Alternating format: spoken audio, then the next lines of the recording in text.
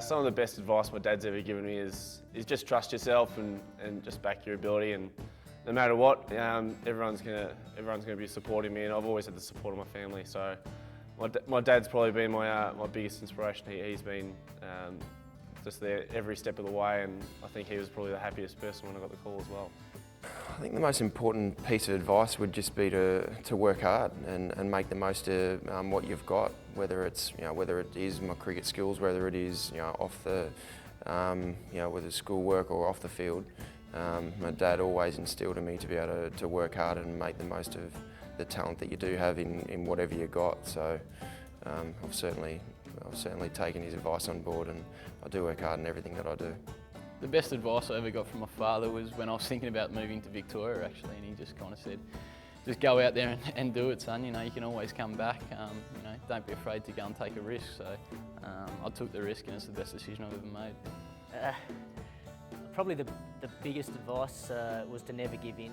Really, my dad loved the training side of things. He didn't really like cricket so much, but he loved athletics. And so during the winter months, he would train us very, very hard, up and down the sandhills and on the track and things like that, and teaching us how to run correctly, how to be balanced. And he was very motivating.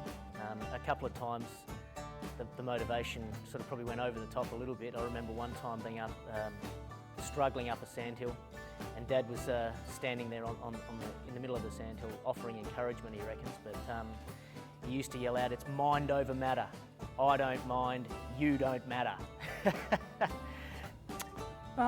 He wasn't a big sportsman growing up himself, but I think he was always there to spend time with us out in the backyard, whether it was cricket or footy, and he'd take us wherever we wanted to go to pursue our dreams. And I think all he wanted from us as kids was just to have a crack. He was happy to drive the many miles down to Melbourne from the country for me to train or play, and that's all he wanted from us was, get down there, have a crack, do your best, and if your best is good enough, then you move on. If not, he was, as long as you put in, he was happy to stay there and watch and keep travelling all around Australia.